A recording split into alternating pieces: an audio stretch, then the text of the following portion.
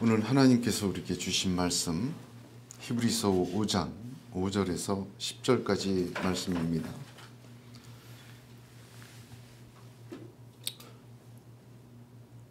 저와 여러분이 교독하겠습니다. 또한 이와 같이 그리스도께서 대제사장 되심도 스스로 영광을 취하심이 아니요 오직 말씀하신 이가 그에게 이르시되 너는 내 아들이니 내가 오늘 너를 낳았다 하셨고, 또한 이와 같이 다른 데서 말씀하시되 내가 영원히 멜기세덱의 반차를 따르는 제사장이라 하셨으니 그는 육체에 계실 때에 자기를 죽음에서 능히 구원하실 이에게 심한 통곡과 눈물로 간구와 소원을 올렸고 그의 경건하심으로 말미암아 들으심을 얻었느니라.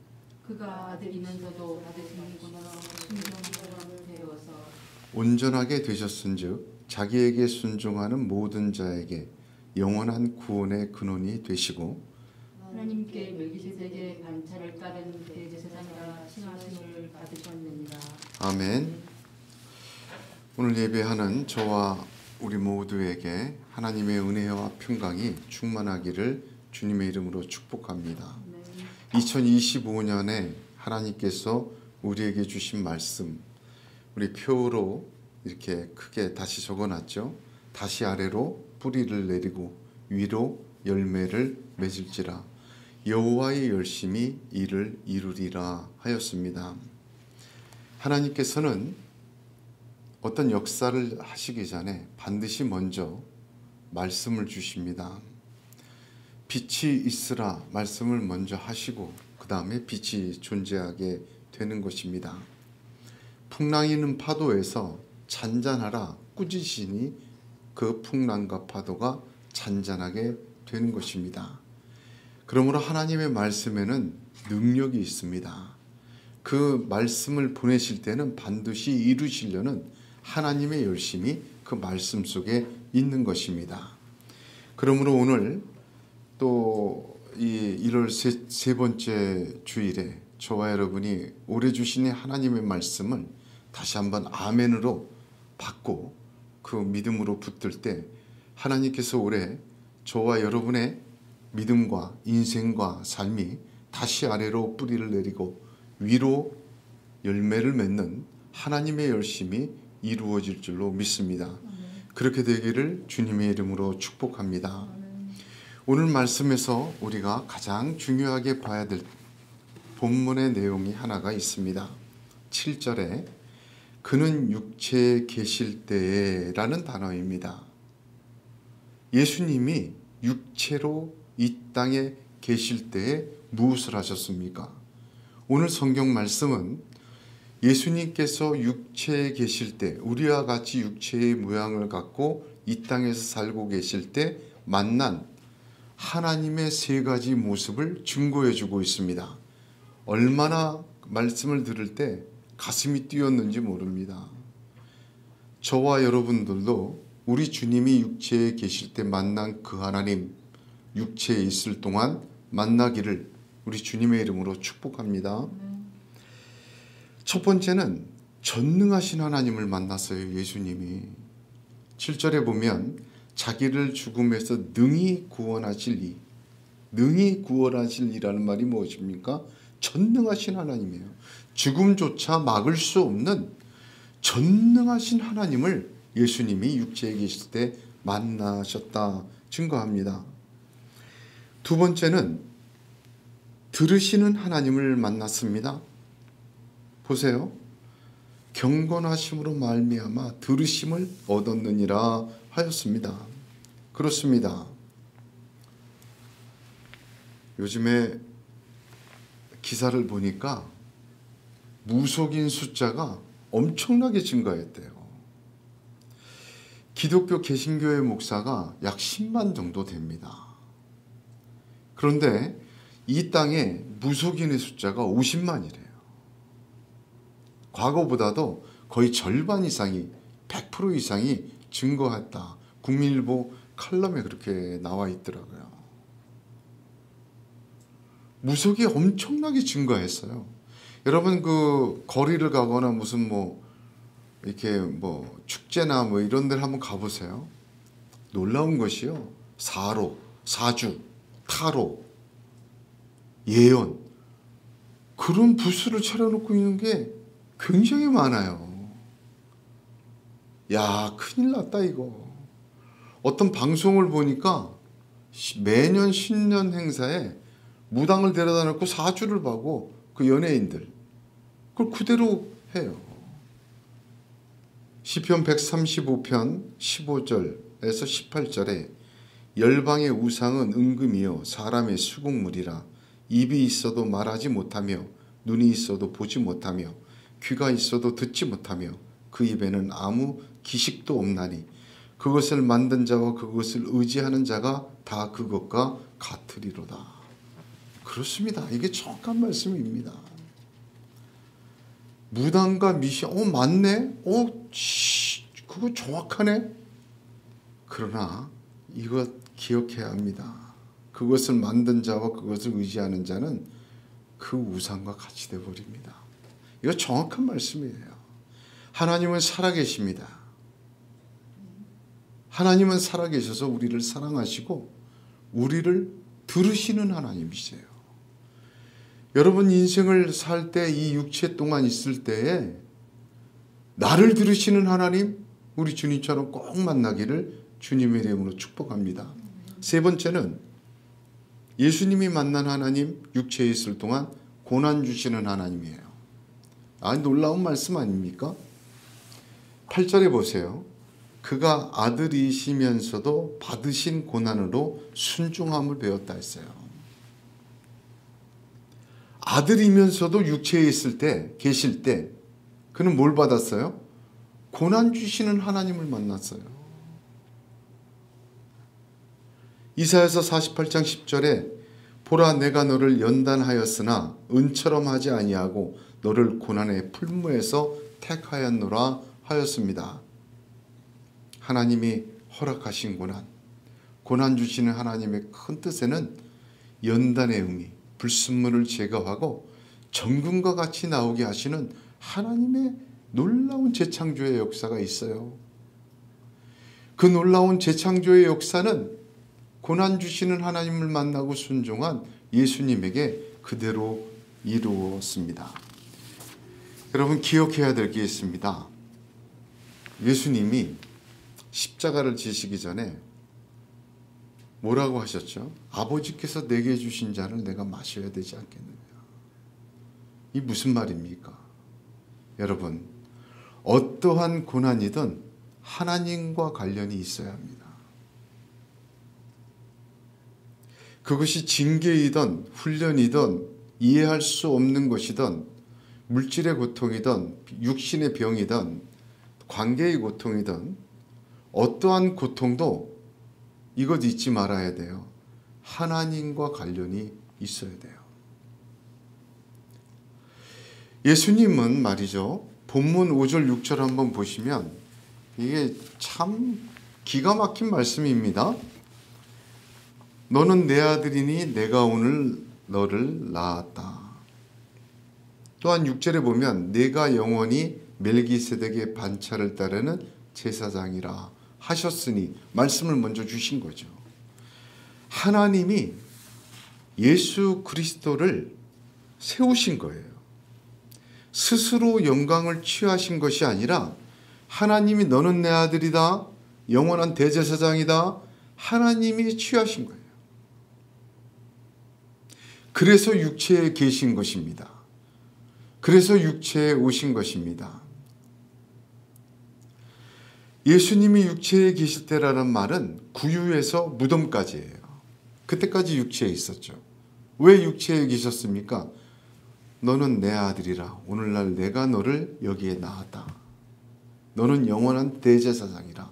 하나님 말씀하셔서 구유에서 무덤까지 육체에 계신 것입니다. 그 기간 동안 예수님은 육체가 당할 수 있는 모든 고통과 고난과 어려움과 모든 것을 다 당하셨어요. 그것이 정신적이든 육체적이든 주님께서는 슬픔과 분노와 고통과 버려짐과 기쁨과 감사 모든 것을 다 당하셨어요. 육체에 계실 때 그 모든 것을 다 당하심은 육체로 있는 우리의 형편과 처지를 주님이 다 받으시고 동일하게 겪으신 것입니다. 여러분 이걸 알아야 돼요. 저와 여러분은 어디 영혼이 따로 다 끌려 올라가서 하늘나라 가서 하나님 부름받은 게 아니잖아요. 아직 죄인 되었을 때 예수를 믿음으로 구원받았어요. 이 모습 이대로 하나님이 은혜로 거저 구원을 주셨어요. 그리고 하나님이 너는 내 아들이라 내가 오늘 너를 낳았다 하셨어요. 하나님의 자녀 되었어요. 또한 우리를 왕같은 제사장이요 택한 백성으로 그 육체에 있는 그 모습 그대로 우리를 택하시고 하나님의 백성, 하나님의 자녀 삼아주셨어요. 우리 스스로 취한 것이 아니라 우리 주님처럼 하나님이 말씀하시고 하나님이 주셔서 우리가 하나님의 자녀 되고 하나님의 백성 된 것이에요. 하나님으로 세움 받으신 사람들이 바로 저와 여러분 하나님의 성도들입니다. 우리가 이 땅에서 육체로 있을 때 부르심을 세우심을 받았습니다.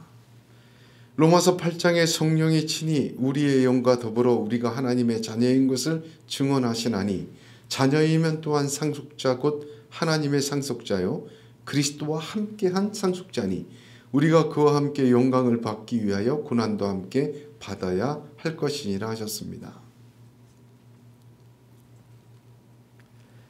예수님이 육체에 계실 때 왜 계셨죠? 스스로 영광을 취한 게 아니라 하나님이 하셔서 우리가 육체에 있는 동안 우리가 하나님 자녀 된 것은 우리 스스로 취한 것이 아니에요. 하나님이 말씀해 주시고 하나님이 축복해 주셨어요. 그러므로 예수님이 육체에 계실 때 만난 하나님, 우리가 육체에 있을 때 부름받았으므로 동일하게 만나야 될 줄로 믿습니다. 그런 성령의 역사가 있기를 축복합니다. 예수님은 그렇게 그 하나님을 만나서 영원한 구원의 근원이 되시고 영원한 대제사장이 되셨습니다. 저의 인생의 순례 가운데 육체에 있을 때 그 새 하나님을 주님과 함께 만남으로 저와 여러분도 영원히 하늘의 별과 같이 빛나는 하나님의 사람으로 하나님의 그 놀라우신 영광에 관시움 받는 하나님의 영광의 백성으로 또한 세워지는 하나님의 역사가 있을 줄로 믿습니다. 그러고 보니까 성경을 보니까요. 하나님의 세우신 그 별과 같이 빛나는 사람들을 보니까 그 인생 중에 이 새 하나님을 꼭 만났더라고요. 아브라함을 한번 보세요. 아브라함을 보면 100세가 되어 죽은 것과 같은 몸에서 이삭을 얻는 전능한 하나님을 만났잖아요. 또한 이삭을 위해 쫓아낸 하갈과 이스마엘의 울음조차 들으시는 하나님을 또 만났어요. 모리아산에서 죽음의 고난을 주시는 하나님을 만났어요. 여호와 이레의 놀라운 영광으로 이루어지게 됩니다. 모세도 마찬가지입니다. 홍해도 가르시고 장자도 구별하여 죽이시고 살리시는 전능한 하나님을 만났어요. 불붙는 떨기나무에서 사람의 소리를 들으시는 하나님을 만났습니다. 광야의 고난과 어려움 속에서 주시는 고난 속에서 하나님의 연단하심을 정금같이 나오게 하심을 몸소 보았습니다. 모세의 인생은 120살이었죠. 40년이었는데 40년 동안 애굽의 왕자, 40년 동안 광야에서 양치기, 40년 동안 이스라엘의 지도자로 삼으셨는데 이 모세의 인생에 만난 하나님이 바로 이 새 하나님이었다. 예수님을 만난 사람들도 마찬가지입니다. 제자들 보세요. 바람과 파도까지 죽은 것도 살리시는 전능한 하나님을 만났어요. 예수님에게 말하는 사람들 얘기가 얼마나 성경에 복음서 계속 읽어보면 있어요. 말도 안 되는 소리까지 다 들어주셨습니다. 병자의 신음소리도 들으시고 나를 불쌍히 여기려는 바디메오의 음성도 들으셨습니다. 자기를 비난하고 자기를 가증한 것으로 여기는 빌라도의 이야기도 대제사장의 이야기도 들으셨습니다. 여러분, 주님은 이 땅에서 들으시는 주님이었어요.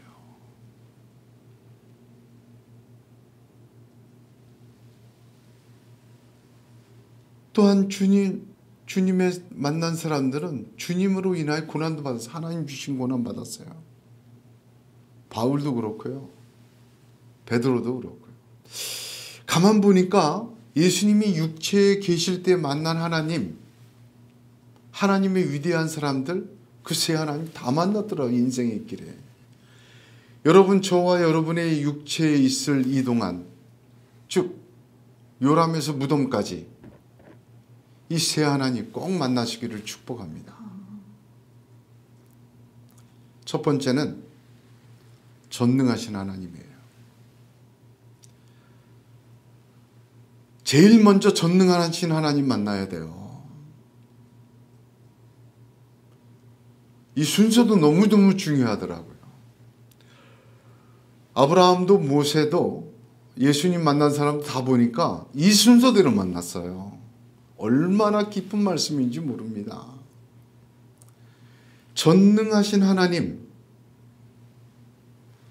잘 보시면 심한 통곡과 눈물로 간구와 소원을 올렸다 했죠. 근데 뒤에 올렸다라는 표현이 중요합니다. 소원이라는 이 단어는 성경에 여기서만 쓰이는 단어예요. 그래서 단순히 디자이어라든지 호프라든지 영어로 얘기할 때 어떤 바램이라는 단어가 아니에요. 여기만 쓰인 이 단어 소원으로 번역했지만 본래의 뜻은 감람나무 월계관입니다. 그러니까 고대에 감람나무 월계관을 만들어 가지고 어떤 사람에게 이렇게 드려요. 그럼 뭘 얘기하냐? 평화를 간구하는 거예요. 그 소원을 올렸다, 이 말은 간청하는 대상에게 평화를 기원했다, 그 뜻이에요. 올렸다라는 단어는 히브리서에 16번 사용됩니다. 그 16번 모두 제사장적 행동, 즉 올렸다라는 것이 예배 드림을 의미하는 단어입니다. 그러니까 소원을 올렸다, 심한 통곡과 눈물로 간구와 소원을 올렸다, 이 표현은 무슨 뜻이냐면 자기를 능히 구원하실 이에게 예배드렸다. 우리가 지난주에 말씀 나눴죠? 하나님께 속한 일에 사람을 위하여 예물과 속지 않은 제사를 드리게 하였나니, 똑같은 말입니다. 이거 너무 중요한 하나님의 진리가 있어요. 제가 이 말씀 받으면서 굉장히 가슴이 뛰었습니다. 전능하신 하나님은 어떻게 만나는 겁니까? 예수님을 따라가야죠. 전능하신 하나님은요, 예배로 만나는 것입니다. 로마서 12장 1절에 그러므로 형제들아 내가 하나님의 모든 자비하심으로 너희를 권하노니 너희 몸을 하나님이 기뻐하시는 거룩한 산제사로 드리라. 이는 너희의 드릴 영적 예배이냐. 이야, 얼마나 큰 진리인지 막 가슴이 뛰더라고요. 그래서 성경을 상고하다 보니까 정말 그렇더라고요. 전능하신 하나님은요, 사람이 불러내서 만나는 게 아니에요.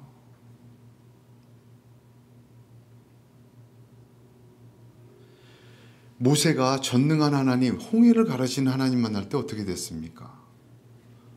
네 지팡이를 들고 가리키라고 왜 그러고 있느냐 책망 들었어요. 뒤에는 애국 군대가 쫓아오고 앞에는 바다가 가로막혀 있을 때 심한 통곡과 눈물로 하나님께 부르짖었어요.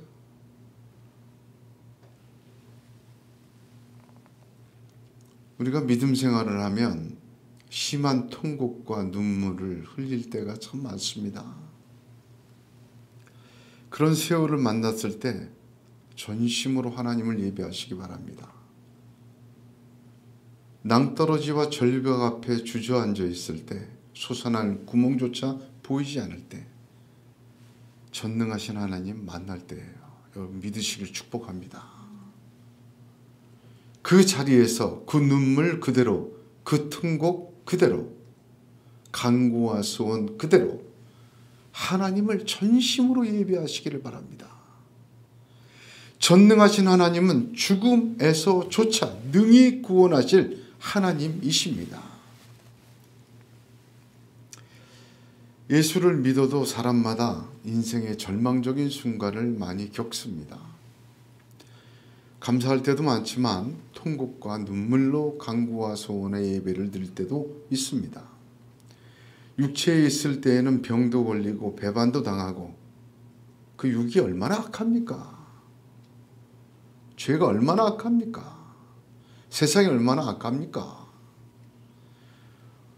어려움이 연거푸 찾아올 때는 낙담하고 지쳐서 더 이렇게 나아갈 힘이 없다고 한 그 순간 우리의 장신구를 걷어내고 야곱과 같이 상수리 나무 아래 그 장신구들을 묻어내고 전심으로 하나님께 예배할 때입니다. 전능하신 하나님 그때 역사하십니다. 전능하신 하나님 만날 때입니다. 여러분이 이 믿음 갖기를 우리 주님 예수의 이름으로 축복합니다. 두 번째, 우리가 육체에 있을 때, 육체에 계실 때 주님이 두 번째 만난 하나님, 들으시는 하나님 만나기를 원합니다. 주님은 들으심을 얻었다, 경건하심으로 말미암아 들으심을 얻었다 했어요. 들으심을 얻었다 이 말 수동태입니다. 원문을 보니까 들으심을 당하였다 그 뜻이에요. 또한 시제가 부정각이에요. 무슨 뜻입니까? 얼마나 강렬한 표현입니까? 하나님을 경외하시기 바랍니다. 하나님이 들으심을 당합니다. 계속해서 들으심을 당해요. 여기 놀라운 비밀이 숨어 있어요. 여러분 기도와 간구의 응답이 어디서 옵니까? 하나님을 경외하십시오.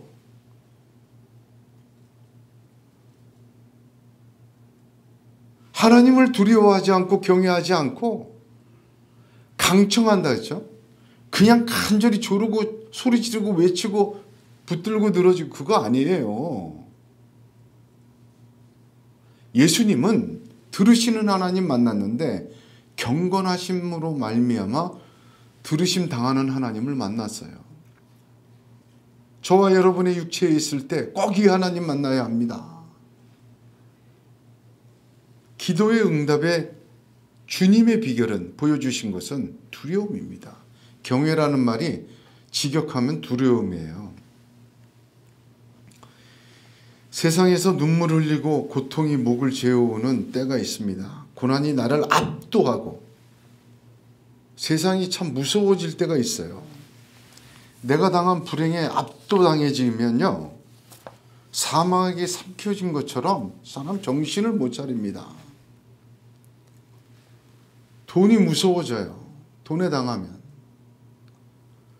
병이 무서워집니다. 병에 당하면. 사람에게 당하면 사람이 무서워지고요. 세상에 얼마나 두려운 것들이 많은지 모릅니다. 그 무서움에 우리는 종노릇하기가 쉽습니다. 그 무서움을 극복하고 당하지 않으려고 발버둥을 쳐보지만, 그러나 그 두려움에서 벗어날 길은 없습니다. 그러나 우리보다 더 큰 고난을 당했던 사도 바울은 이렇게 로마서 8장에서 증거합니다. 우리가 종일 주를 위하여 죽임을 당게 되며 도살할 양같이 여김을 받았나이다 함과 같으니라. 그러나 이 모든 일에 우리를 사랑하시는 이로 말미암아 우리가 넉넉히 이기느니라. 자, 한번 따라하겠습니다. 우리를 사랑하시는 이로 말미암아 우리가 넉넉히 이기느니라 했습니다. 그렇습니다. 여러분, 승리는 우리를 사랑하시는 이로 말미암아 승리하는 것입니다. 들으시는 하나님으로 말미암아 승리하시는 거예요. 들으심을 당할 수밖에 없는 우리를 사랑하시는 하나님으로 말미암아 승리하시기를 우리 주님의 이름으로 축복합니다. 그래야 돼요. 그 핵심이 무엇입니까? 경건이에요. 두려움이에요. 누구에 대한? 하나님에 대한. 시편 22편은 고난의 시편이라 그렇게 말을 해요. 23편은 다 알죠. 여호와는 나의 목자시니. 22편은 고난의 시편이다. 그렇게 얘기를 해요. 22편에 얼마나 고통을 호소하는지 잠깐 보겠습니다. 가공할 무서움을 말해요. 내 하나님이여 내 하나님이여 어찌 나를 버리셨나이까. 어찌 나를 멀리하여 돕지 아니하시며 내 신음하는 소리를 듣지 아니하시나이까. 그렇게 시작해요. 또한 중간에 보면 내 하나님이여 내가 낮에도 부르짖고 밤에도 잠잠치 아니하오나 응답하지 아니하시나이다. 결국 그렇게 되니까 나는 벌레요 사람이 아니라 사람이 회방거리요 백성의 조롱거리이니이다. 나를 보는 자는 다 비웃으며 입술을 삐죽이고 머리를 흔들며 말하되 저가 여호와께 의탁하니 구원하실걸. 저를 기뻐하시니 건지실걸 하나이다. 계속해서 그 시편은 나는 물같이 쏟아졌으며 내 모든 뼈는 어그러졌으며 내 마음은 촛밀같이 녹아서 내 속에서 녹았으며 내 힘이 말라 질그릇 조각 같고 내 혀가 이틀에 붙었나이다. 주께서 또 나를 사망의 진토에 주셨나이다. 개들이 나를 에워쌌으며 악한 무리가 나를 둘러 내 수족을 찔렀나이다. 내가 내 모든 뼈를 셀 수 있나이다. 그리고 나서 놀라운, 제가 이해를 못했던 말씀이에요. 이해를 못했던 말씀이에요. 이 시편 22편이. 그렇게 토로하고 난 다음에 바로 뭐라고 얘기하냐면 여호와를 두려워하는 너희여 그를 찬송할지어다. 제 성경에 써 있어요. 옆에다가. 지금 이 상황에서 하나님을 찬송할 조건과 내용이 어디 있나? 아무것도 없어요. 빨간 글씨로 써놨어요. 어떻게 여기서 찬송을 할까? 거짓 아닌가? 이런 상태에서 찬송하라? 미치지 않고 할 수 있는 일인가? 자기 뼈를 자기가 세고 앉았는데 어떻게 하나님을 찬송하라는 말인가? 이 시편은 과연, 이 말씀은 과연 어떤 의미일까? 이해를 못했어요. 부정했었습니다. 이건 사람에게 요구할 것이 아니다.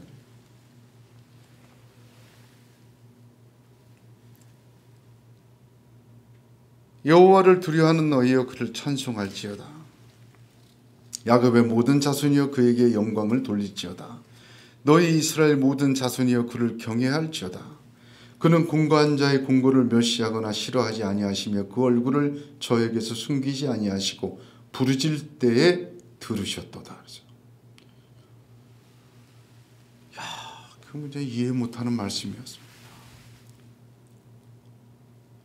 예수님의 고난은 그의 영혼을 비틀었고 슬픔으로 신음하게 했으며 당함과 무시함과 가증히 여기는 비난을 받는 고통 중에 고통이었고 가공할 무서움이었습니다. 그러나 돈과 세상과 권력과 사람들의 무시무시한 가공할 만한 위력은 두려움이었지만 그 두려움은 하나님을 두려워함으로 온전히 극복이 됩니다. 길은 하나예요. 경건하심으로 말미암아 우리를 사랑하시는 이로 말미암아 넉넉히 이기는 것입니다. 여러분, 돈은 두려워해도 하나님은 두려워하지 않는 세상입니다. 하나님 무서운 줄 몰라요.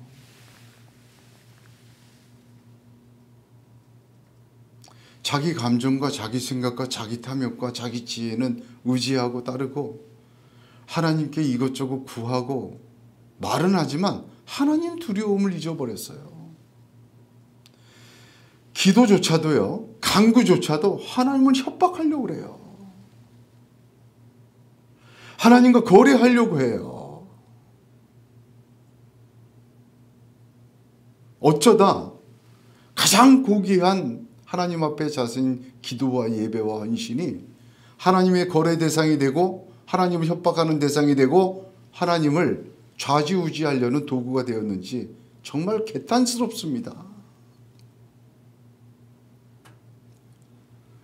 경건이란 평강이 있고 모든 것이 안전하고 모든 것이 가능할 때 하는 신앙적 유의가 아닙니다. 참 경건이란 가장 어려운 순간에, 가장 고통스러운 순간에, 내 뼈를 내가 세고 앉아있는 순간에 하나님을 두려워하지 않는 믿음이 경건입니다. 경건의 모습은 신령하지만 경건의 능력은 하나님의 들으심의 역사라는 것을 믿으시기를 축복합니다. 육체에 있을 동안 그 하나님 만나기를 우리 주 예수의 이름으로 축복합니다. 세 번째, 고난 주신 하나님을 만나는 것입니다. 고난을 좋아하는 사람은 없습니다만 고난당하지 않는 사람은 아무도 없습니다. 또 고난을 당할 때 망가지는 사람이 대부분이지만 고난을 받을 때 오히려 그 고난을 통하여 더 튼튼한 인생과 존재로 거듭나는 사람 또한 보게 됩니다. 우리 모두는 우리에게 주시는 고난을 허락하시는 하나님 앞에서 받은 고난이 유익이 되기를 간절히 소원합니다. 고난이 유익이 되어야 돼요. 비바람 맞으면 더 강해지고, 고통을 당하면 더 우뚝 서여지고, 어려움 당하면 당할수록 더 보석과 같이 빛나는 존재로 하나님의 손에 의해서 조각되기를 간절히 소원합니다. 사람의 고난, 하나님과 관계가 없습니까? 관계 있습니다. 돈의 고난, 하나님과 관계가 없습니까? 관계 있습니다. 관계의 고난, 하나님과 관계가 없습니까? 천만에요. 관계 있습니다. 세상의 고난, 믿음의 고난, 어떤 고난, 고통, 심한 통고, 그 고난을 우리에게 허락하신 하나님이 계십니다. 내가 당한 고통, 하나님이 허락하신 거예요. 목사님, 이건 도저히 하나님이 허락했다고 볼 수가 없어요. 죄로 인한 징계도 하나님이 허락하신 거예요.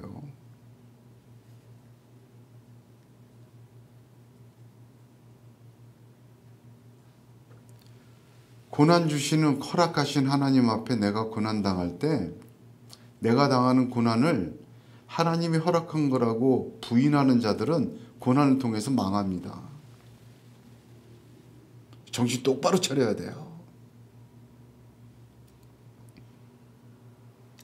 고난이라는 게 얼마나 힘든지 한번 당할 때 정신 못 차립니다.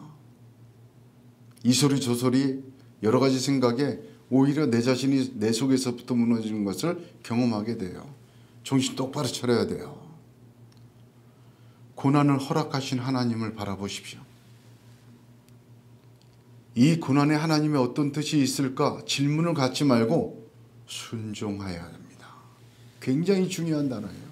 예수님은 이 육체에 계실 때 고난을 당하셨어요. 왜 이런 고난 주셨어요? 항변하거나 그 이유를 찾거나 그 해결을 하려고 노력하지 않으셨어요.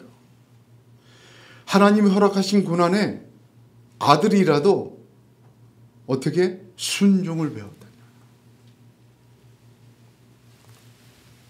하나님이 허락하신 고난엔 하나님과 관련이 있습니다. 근데 이 순종이라는 말 잘 생각해야 됩니다. 어떤 사람은요, 이 순종도 왜곡이 너무 많이 돼 있는 것 같아요. 순종이란 하나님 말씀에 대한, 하나님 뜻에 대한 절대 복종이에요. 그런데 자기 생각에 옳은 것에 따르는 것이 순종이라고 착각하는 사람들이 너무 많습니다. 성경이 거짓말합니까? 66권 활자로 씌워져 있는데 그 말씀 그대로 따라가질 않고요. 거기다가 해석을 가요. 자기 생각대로.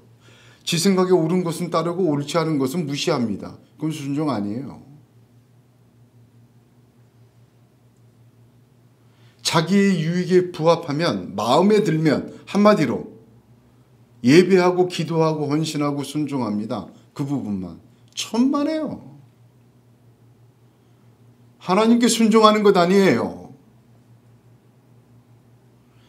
자기 의에 맞으면, 자기가 옳게 여기면 순종해요. 자기가 옳게 여기지 않으면 하나님의 말씀 활자로 기록되어 있는데도 거부합니다.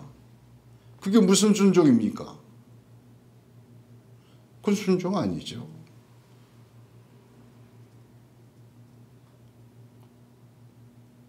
하나님께 순종, 여기 순종이라는 말은 하나님 말씀에 그대로 따르라는 말이에요. 고난이 아니면 이거 못 배웁니다. 고난이 아니면 이거 못 배워요. 여러분, 우리가 당하는 고통과 고난, 그것이 육신의 질병이든 뭐 재물의 문제이든 사람의 문제이든 어떤 것이든 하나님과 관련이 있어야 돼요. 왜? 순종을 배워야 하니까. 고난은 이 문제인데 내가 말씀대로 사는 게 지금 무슨 효과가 있을까? 효과를 생각하지 마십시오.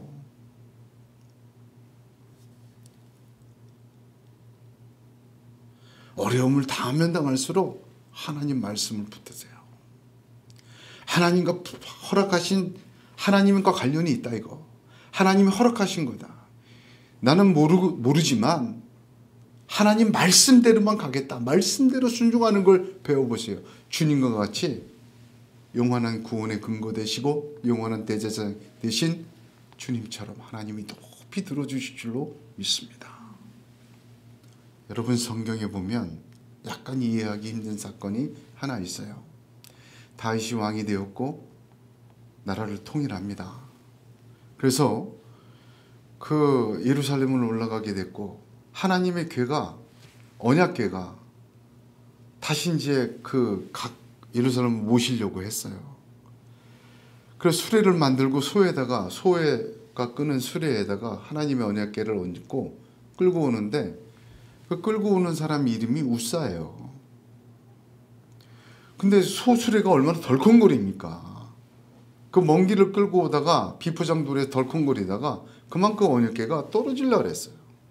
그러면 당연히 누구라도 그걸 붙들어서 떨어지지 않게, 망가지지 않게 막아야 되지 않겠습니까? 서로 수레를 끌다가 이거 떨어지네 하고 우사가 언약궤를 막았어요. 근데 그 자리에서 죽습니다. 하나님 너무하시다. 다윗이 무서워서 그 언약궤를 못 갖고 오고, 갖고 오다가 오벳에돔의 집에 그 언약궤를 모셔놔요. 못 모시고 와요. 무서워갖고. 사무엘하 6장 7절에 보면 여호와 하나님이 우사의 잘못함을 인하여 진노하사 저를 그곳에서 치시니 저가 거기 하나님의 궤 곁에서 죽으니라. 우사의 잘못함을 인하여 하나님 치셨어요. 온 백성이 다 보도록, 다윗도 보도록. 그런데 왜 그러셨을까? 성경은 다 짝에 있습니다. 성경을 깊이 묵상하고 매일 상고하면 다 대답이 있어요. 성경 안에. 역대상 15장 13절에 그 대답이 있습니다.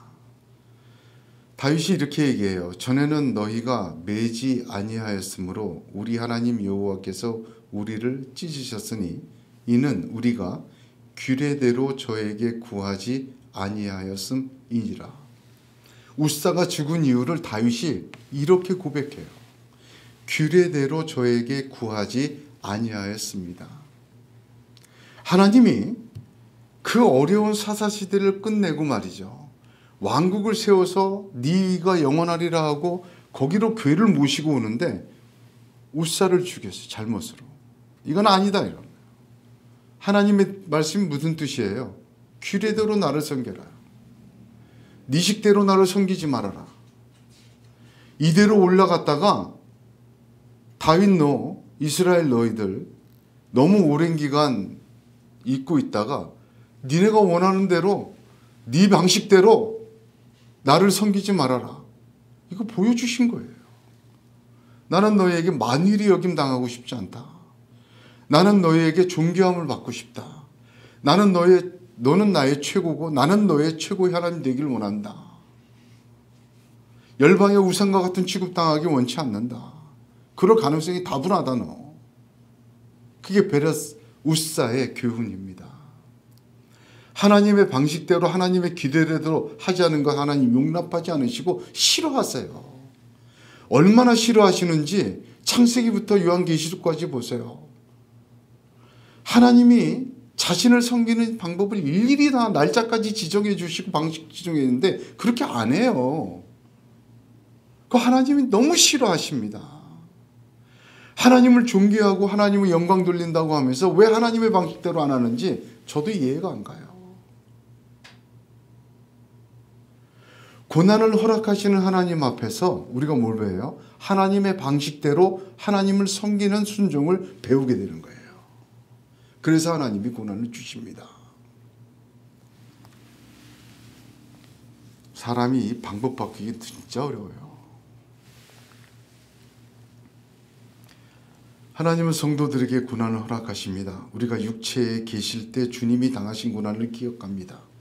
우리가 육체에 있는 구유에서 무덤까지 하나님은 우리에게 고난을 주십니다.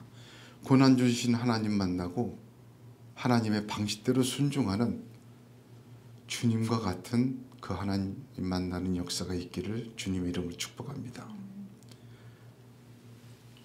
우리가 육체에 있을 동안 언제일지 몰라요. 얼마큼일지 모릅니다.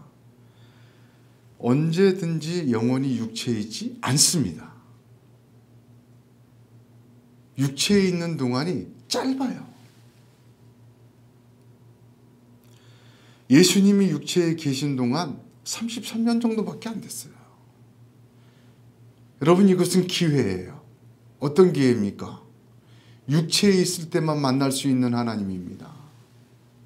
전능하신 하나님, 육체에 있을 때만 만날 수 있어요. 들으시는 하나님, 들으심 당하는 하나님, 육체에 있을 때만 만날 수 있어요.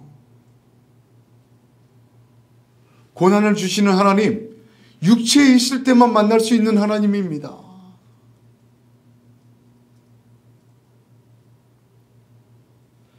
전능하신 하나님 예배로 만나시기를 축복합니다. 들으시는 하나님, 들으심 당하는 하나님, 하나님을 두려움으로 만나시기를 축복합니다. 고난 주시는 하나님, 순종으로 만나시기를 축복합니다. 그러므로 정리하겠습니다. 예수님은 육체에 계실 때 세 하나님을 만났어요. 전능하신 하나님, 이 순서도 중요해요. 두 번째, 들으시는 하나님. 세 번째, 무슨 하나님? 고난 주신 하나님. 그걸 어떻게 만났어요? 예배와 경건과 순종으로 만났어요. 오늘 하나님은 저와 여러분에게 말씀하십니다. 육체에 있을 동안 주님처럼 예배와 경건과 순종으로 전능한 하나님, 들으시는 하나님, 고난 주신 하나님을 만나라. 기도하겠습니다.